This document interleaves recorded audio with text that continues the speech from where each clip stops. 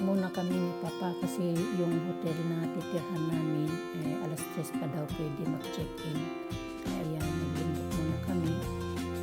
Selfie naman para may remembrance. Naubo ako. Ayan, nakaupo ako sa isang trono.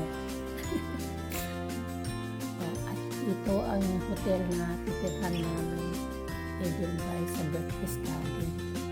Ito naman sa basement, meron silang advertisement doon, pinicturan ko.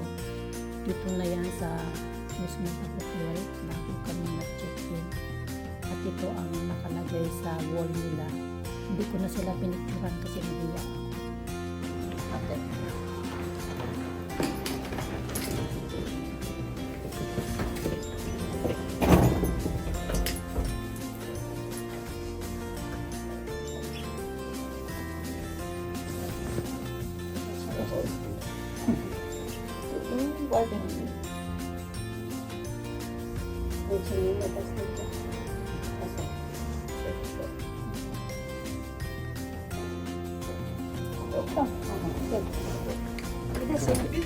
Sorry.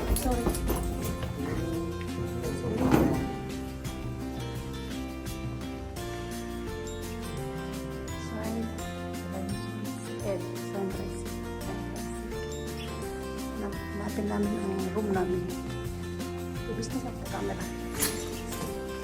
Open fast. This is one of the grossest hotel, no?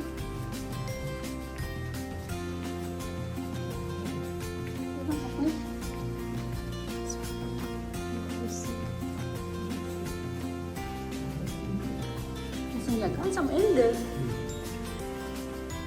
Okay. Und da ist das Start. Okay. Ito ang room namin. Au! Ist an. Ja, danke schön. Oh, kommst du rein? Ayaw niyo pumasok. Ito ang room namin dito sa Berchtesgaden. Nakakalimutan ko lagi yung pangalan. Ayan yung decoration nila. Ayan ang wardrobe. Tapos may mga salamin dito. Ito ang shower room. Ang ganda ng marmor. Ayan. Tapos ito ang shower room. Ewan ko kung ano to. Wardrobe din. Ano to? Extra toilet. Pasok tayo ulit. Ayan. May malaking TV dito. May table doon na may dalawang tubig. At ito ang bedroom namin. At andito kami sa may balkon din kami. Saan yung pagbukasan? Ayan.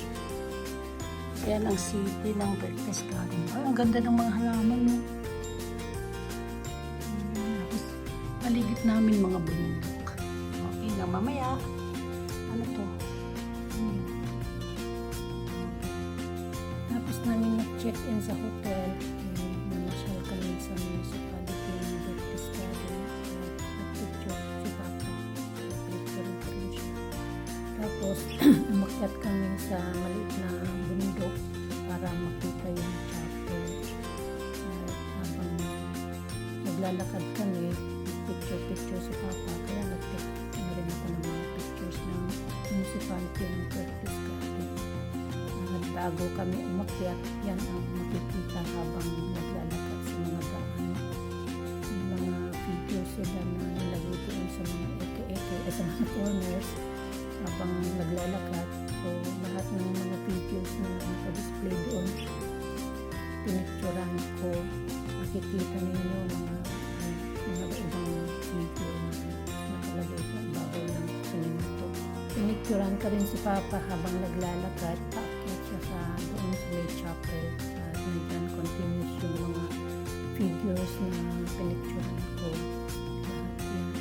Paakyat kami sa taas kaya nakikita niyo yung city na sa baba na. May mga din nakalagay dun sa mga figures. Ayan. hindi ko lang ma-translate kasi madami. Ayan, malapit na kami doon sa chapel. At ito na yung chapel. Pinicturean ko din siya.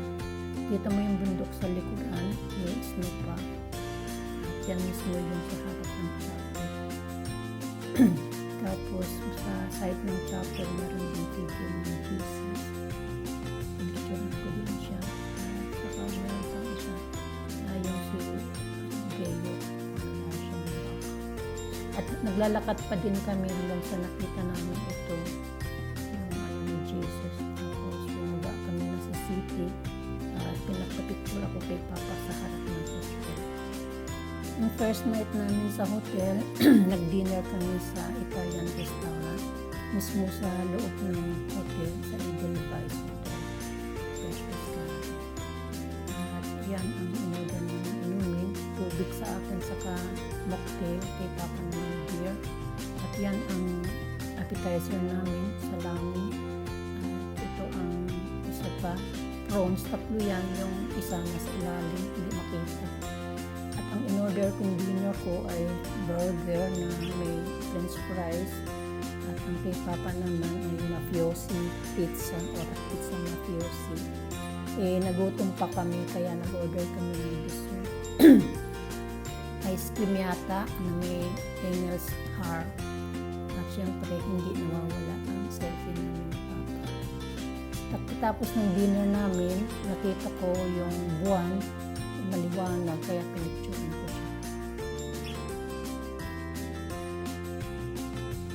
The next day, nag-buffet breakfast kami ni Papa. Kumukuha siya dyan ng cappuccino at pinicturean ko lahat ng mga display nila at kung ano yung mga inanda nilang almusal para sa mga guests ng Edelweiss. Sabi nga ng asawa ko, madami daw silang choices. Kaya lang sa dami, hindi mo makain lahat.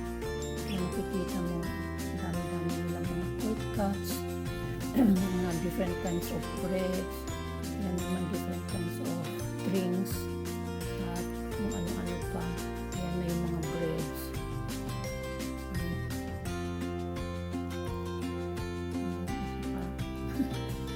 Basta pinicturean ko na lang lahat para makita niyo kung gaano sila kadami. Iba-ibang small breads, buns, at saka cold cuts, different kinds of cold cuts. Ito, mga cheeses at saka veggies. Then, meron ding itlog.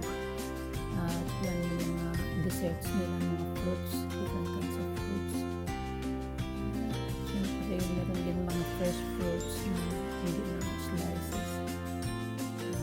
Yan yung different kinds of butter or spreads. Ito naman, ewan ko kung ano to. Mga ano to, oatmeals, iba-ibang klaseng oatmeals. Ang dami. Hindi mo matikman lahat sa dami ng mga choices na inihanda nila para sa mga guests nila. Ano to, mga drinks yata o na mga ito, isa pa rin fish, yung mga iba-ibang klase ng tea. At ano to, vegetables, iba-ibang klase ng vegetables, slices of breads, different kinds. Ito, nakita nyo na ito kanina, ikaw na mismo ang mag-slice. Ito din yung napakita ko sa backside naman ito. At ito yung different kinds of cheeses. Hindi ko rin nakain yan kasi madami. At dito naman yung mga marmalades nila o the jams.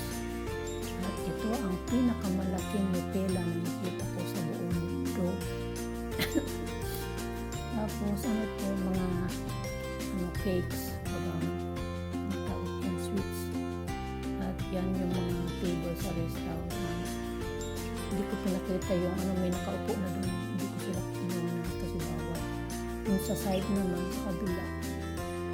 Yan na yung almusal namin. Yan ang buns namin sa pretzel. Yan ang akin yata ito. Basta kayong marami, akin yun yung kay Papa, konti lang. Konti siya manguhain, pero ako palagi pinupuno ko yung pinggan ko para isahan na lang. Ayan, syempre, nagsiselfie na naman kami ni Papa. Hilig sa selfie talaga si Oma. Ayan yung juice ni Papa at saka cold cuts niya.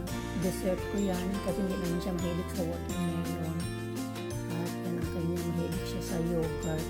May pineapple naman. Ito yung dessert nila. Apple, ano ba to? Apple tashe, apple tashe. Ayan po. Ito naman yung akin. May strawberry. Pinunan ko ng strawberry. Okay. The next day, hike kami uli ni Papa at nagsombrero na ako ngayon kasi mainit. Yan kami sa National Park Berchtesgaden. Tapos, yan, tinitingnan ni Papa yung mga kung saan kami pupunta. Siya yung guide ko ngayon. Ever since naman siya yung guide ko. Yan, tiniptiran ko din. Tapos, may mama na dumating. Nag-stop si Papa kasi titingnan niya yung bundok sa likuran. Ang haba ng nilakad namin, 3.5 hours. Pero okay, masarap sa feeling yung naglalakad. Kaya nag-selfie si Oma sa likuran ng bundok, sa harap ng bundok. Nagpa-picture din ako sa harap ng bundok para may remembrance. Ayan, si Papa pinicturean ko ulit kasi may dumaan na mama.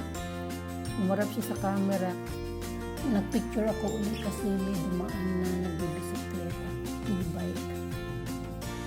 Yan ang pupuntahan namin yung Archen Council, 30 minutes pang lakad. 1,420 meters na, kaya nagpa-picture ako sa harap ng chapel. May bulletin board ito ng National Park Berchtesgaden. Willkommen Pure Point. Diyan kami napadaan, 1,420 meters. Siyempre, napapicture na rin ako sa harap ng bundok kasi malapit na kami pupuntahan namin. Narating na namin ang Archen Council at yan ang Königssee o the King's Lake na tinatawag. At yan ang St. Bartholomew o the St. Bartholomew Church sa Königssee. At siyempre, hindi mawala ang selfie ni Oma. Nasa likuran niya ang lake.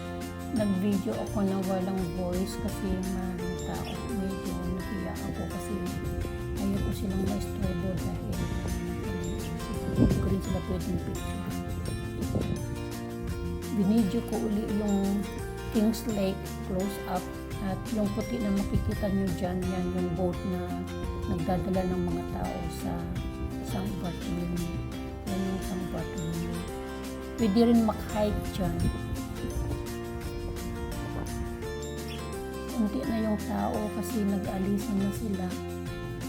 Come and go naman yung mga tao na pumupunta dyan sa Archen Council.